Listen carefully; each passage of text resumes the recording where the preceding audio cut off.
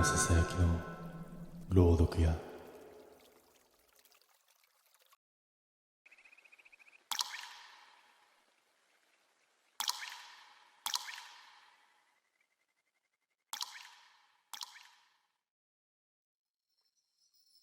あの夜のことを今でもはっきり覚えている。仕事の帰りで高速道路を使っていた。日付が変わる直前、疲れを感じて最寄りのサービスエリアに立ち寄った。それだけのよくある夜だった。当時はあれがおかしな出来事になるとは思っていなかった。駐車場はまばらで、トラックが数台、エンジンをかけたまま並んでいる。人の気配はあるが、会話は聞こえない。深夜特有の音だけが残った空気だった。トイレを済ませ、売店に寄ろうと建物へ入った。だが、入り口のシャッターはすでに降りていて、営業終了を知らせる紙が貼られていた。そのまま引き返そうとしたとき、視界の端に違和感が引っかかった。売店の横。本来、客が立ち入る場所ではない位置に、細い通路がある。その奥に扉が見えた。従業員専用だとすぐに分かった。金属製で、取っ手は内側についている。普通なら完全に閉まっているはずの扉だった。だがその扉はほんのわずかに開いていた。数センチ程度。人が通るには足りないが、暗闇を覗くには十分な隙間。中は照明が落ちているはずなのに、奥から薄い光が漏れていた。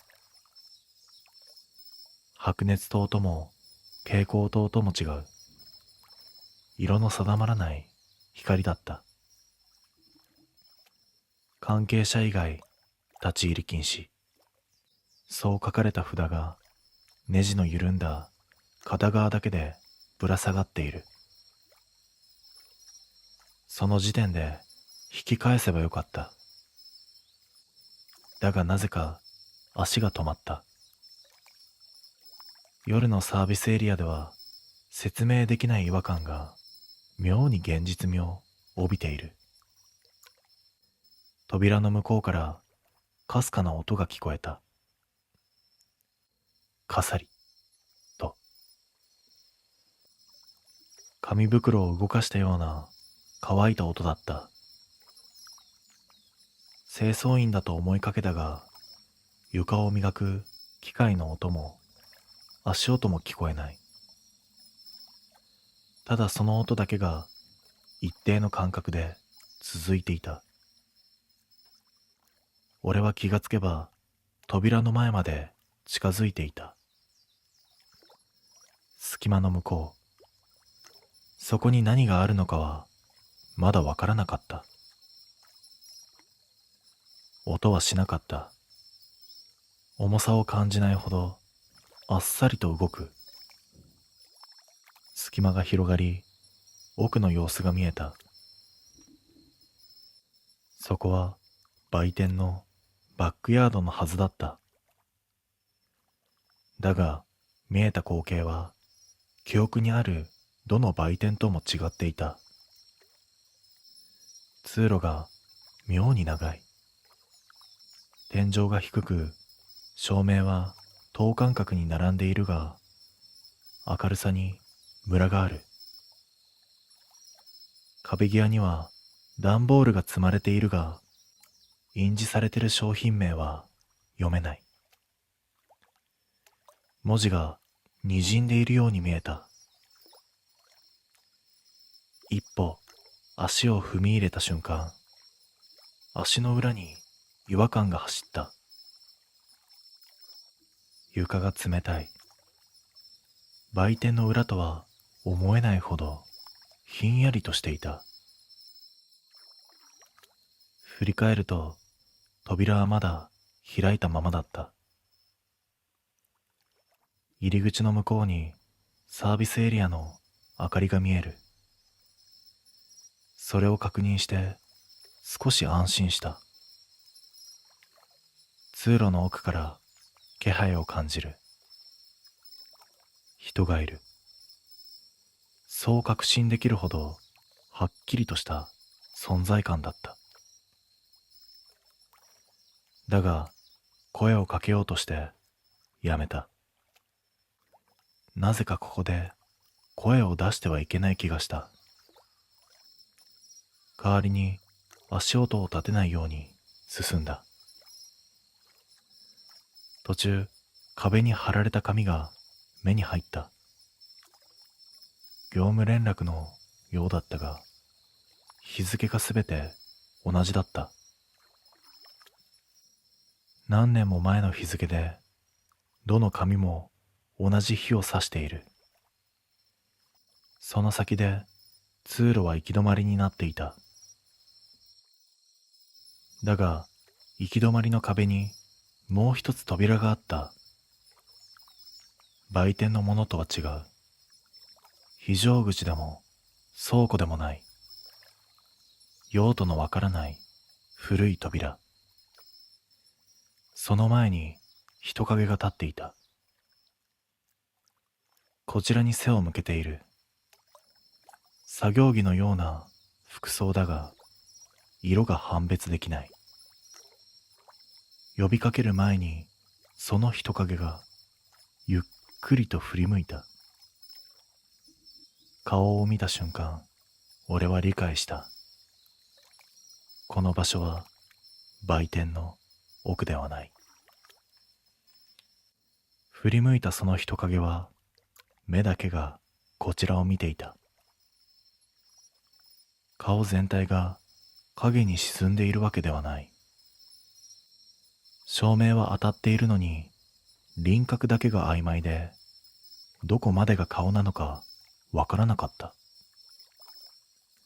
ただ目の位置だけが不自然にはっきりとしている。瞬間的に背中に冷たいものが走った。声を出そうとしても喉が動かない。人影は何も言わず、ただ立っている。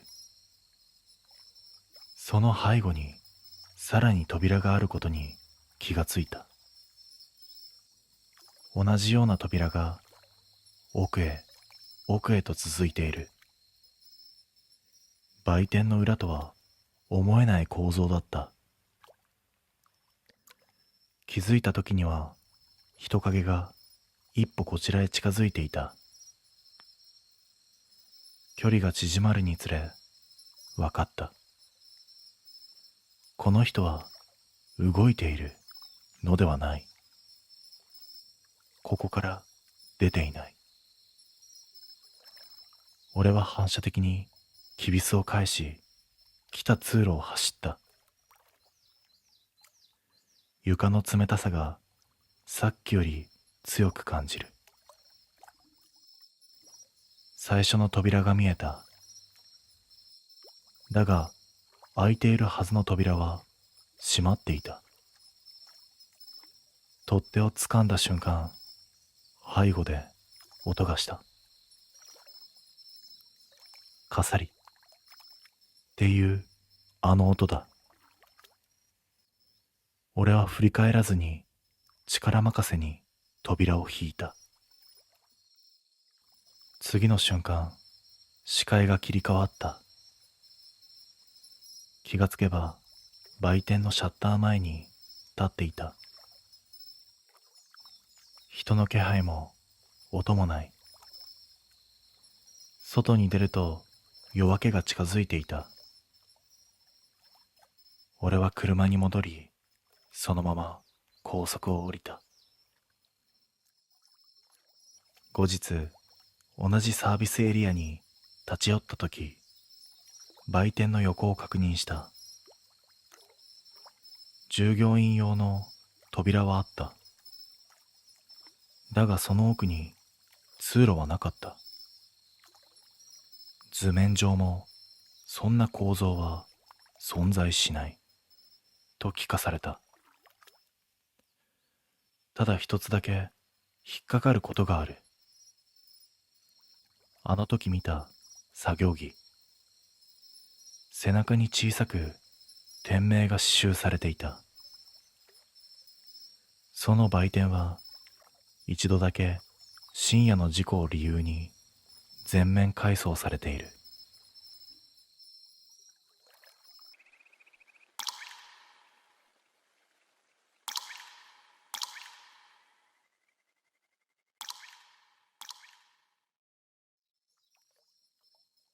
あの出来事を思い出すきっかけは何でもない雑談だった。深夜のサービスエリアで変な体験をしたという話を同僚にしたとき、冗談半分でこう言われた。それ、カメラ見れば一発でわかるだろう。だが、その言葉を聞いた瞬間、胸の奥がざわついた。あの夜、俺は確かにそこにいたはずなのに。仕事の移動中で高速道路を走っていた。時間は午前1時を少し回った頃。眠気を覚えて立ち寄ったのがそのサービスエリアだった。駐車場は広く、照明も十分についている。だが、人の姿はほとんどなく、車のエンジン音だけがやけに響いていた。車を降りた瞬間、妙な感覚があった。誰かに見られているような視線の気配。辺りを見回しても誰もいない。俺はトイレの方へ歩き出したが、その視線は消えなかった。建物に入ると空気が変わる。外よりも静かで、音が吸い込まれていくようだった。俺はトイレを済ませ、手を洗っていると、鏡の中で違和感に気づいた。照明がついているのに、背後がやけに暗く映る。振り返っても何もない。だが、鏡に映る自分の輪郭が、どこか薄い気がした。気のせいだと思い、売店の前を通った。その時、床に落ちているものが目に入った。黒い手袋。片方だけで落とし物のように置かれている。拾い上げようとしたが、やめた。なぜか触れてはいけない気がした。代わりにインフォメーションカウンターへ向かった。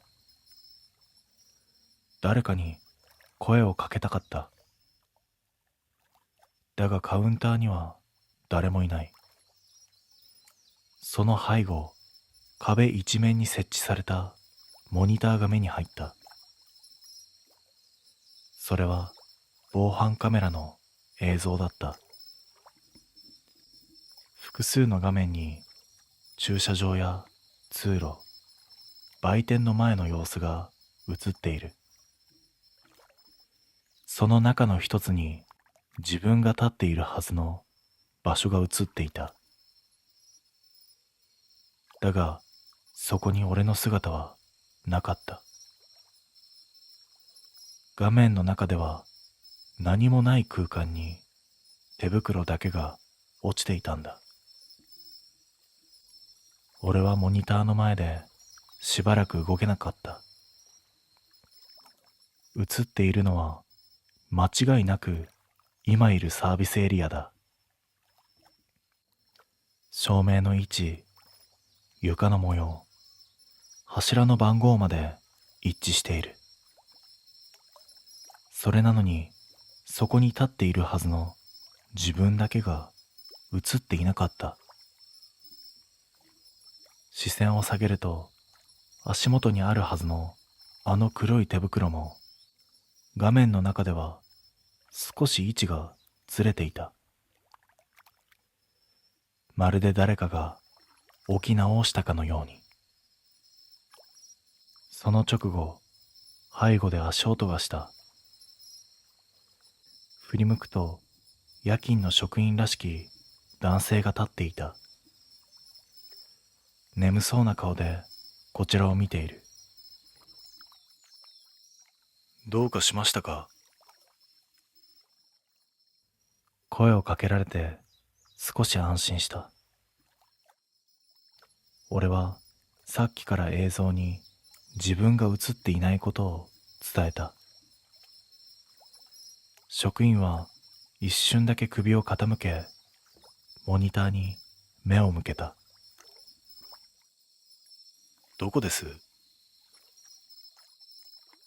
そう言って画面を指さす。俺が立っている場所を示しても職員の反応は変わらなかった。そこ、今誰もいませんよ。冗談だと思ったが、表情が本気だった。職員はカメラの映像を巻き戻し始めた。数分前、10分前、そしてさらに前。画面の中では俺が建物に入ってくる様子が一切映っていなかった。ドアは自動で開いているのに誰も通っていない。センサーの誤作動ですかね。職員はそう言ったが声に確信がない。俺は急に息苦しくなった。周囲の音が遠のき、自分の存在だけが薄れていく感覚。その時、モニターの隅に別の映像が映った。駐車場の端。自分の車のそばに誰かが立っている。その背格好は俺とよく似ていた。モニターに映っていたのは確かに俺の車だった。だがその横に立っている人物を見た瞬間、視線をそらせなくなった。背丈、肩幅、立ち方、どれも自分とほとんど同じ。職員が画面を拡大する。顔ははっきりしない。ただこちらを向いているのだけは分かった。知り合いですか？職員の声がやけに遠く聞こえた。その直後、モニターの映像が切り替わった。さっきまで車の横にいた人物が映像の中から消えている。それと同時に背後で自動ドアの開く音がした。振り向くと入り口のガラスに自分の姿が映っていた。ほっとしたのもつかの間、その違和感に気づく。映っているのは今の俺じゃない。服装が違う。手にはあの黒い手袋がはめられていた。俺は慌てて自分の手を見る。だが何も持っていない。職員が俺の方を見て顔色を変えた。いつからそこに？さっきまで普通に話していたはずなのに、職員の視線が俺を通り越して壁を見ている。胸の奥がひどく冷えた。あなたさっきから声だけなんですよ。次の瞬間、館内の音が一斉に戻った。人の気配、機械音、足音。職員は何事もなかったかのように業務へ戻っている。俺のことなんて最初からいなかったかのように。俺は気がつけば外に出ていた。駐車場の照明の下。自分の車のドアが開いている。シートの上に黒い手袋が片方だけ置かれていた。俺はエンジンをかけ高速に戻った。バックミラーには何も映っていない。俺は後日あのサービスエリアについて調べてみた。防犯カメラの記録には深夜に人物が確認できない映像が定期的に残るという内部報告があるらしい。そしてその映像には決まって車だけが止まっているそうだ。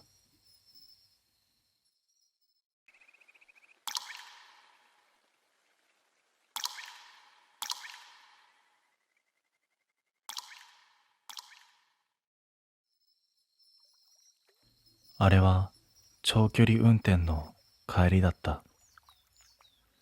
夜中の高速は空いていて、走りやすい反面気が緩みやすい。俺は眠気を感じて最後の休憩にとサービスエリアに入った。そこが後から考えれば間違いだった。時刻は午前2時前。建物の照明はついてはいるが、人影はほとんどない。トイレと自販機だけ済ませて早めに出ようとそう思っていた。駐車場に戻りエンジンをかける。ナビには次のインターまでの距離が表示されていた。何事もなくサービスエリアの出口へ向かった。合流前の減速車線に差し掛かったとき、前方に人影が見えた。出口の先、ちょうど本線へ入る直前の位置。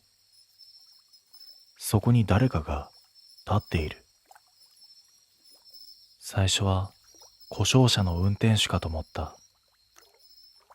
だが減速しながら近づくにつれてその考えは消えた。その人は車道のど真ん中に立っているんだ。反射材も懐中電灯も持ってはいなかった。クラクションを鳴らそうとしたが指が動かなかった。なぜか鳴らしてはいけない気がした。ブレーキを踏み完全に停止する。距離は数メートル。人影はこちらを向いてはいない。背中を向けたまま微動だにしない。夜風に服の裾だけが揺れている。立ち姿が不自然にまっすぐだった。窓越しに見ると足元がおかしい。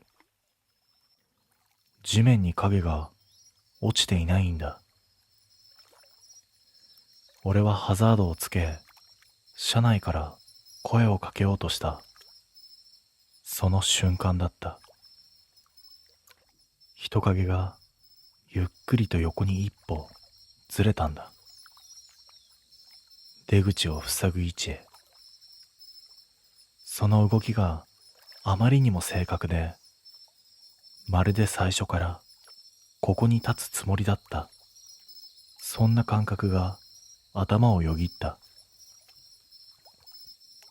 俺はハンドルを握ったまま動けなかった。距離は近い。ライトに照らされているはずなのに、その人影だけが妙に暗い。光を拒んでいるように見えた。車内は静かだった。エンジン音とウインカーの規則的な音だけがやけに大きい。降りて確認すべきだ。頭では分かってはいるのに、シートベルトを外す気にはなれなかった。ドアノブに手を伸ばす想像をしただけで胸が詰まった。その人影が再び動いた。今度はほんの少し前に出た。こちらに近づくわけでもなく、出口を塞ぐ位置を微調整するような動きだった。俺は逃げ場がないと直感した。バックミラーを見る。後続車はいない。来た道を戻ろうとギアを入れ替えた瞬間、エンジンの回転が一瞬だけ落ちた。警告灯が一つつく。見たことのない表示だった。視線を戻すと、人影が顔をこちらに向けていた。顔はわからない。輪郭が曖昧で、どこに目があるのかも判別できなかった。それでも見られているのはわかった。窓を閉め切っているのに、外の空気が入り込んでくる。金属が冷えるような嫌な感覚。人影の足元に白い線が見えた。出口へ導くための路面表示だ。その線の上に足がきっちりと揃えられている。ずれも迷いもない。この場所に立つことが役目のように見えた。すると突然、ナビが再計算を始めた。画面には見覚えのない文字が表示される。経路を変更します。次の瞬間、人影が一歩こちらに踏み出した。俺はブレーキを踏んだまま動けずにいた。人影との距離はもう数歩もない。それでも近づいてくる様子はない。ただそこに立っている。ナビの画面が切り替わった。本来なら高速道路の表示が出るはずなのに、画面いっぱいに文字が現れた。出口が違います。俺は一瞬意味がわからなかった。同時に人影がゆっくりと腕を上げた。それは誘導員のような慣れた動きだった。その腕の先が出口とは逆の方向を示している。俺は気づいた。この人は進路を塞いでいるわけではない。行かせないのではなく、行かせない方向を選ばせている。視線を外した瞬間、警告音が鳴った。車体がわずかに前へ動いている。慌ててギアをバックに入れ、ハンドルを切った。タイヤが白線を踏み越えた感触が伝わった。次の瞬間、車は減速車線から外れていた。振り返ると出口は見えない。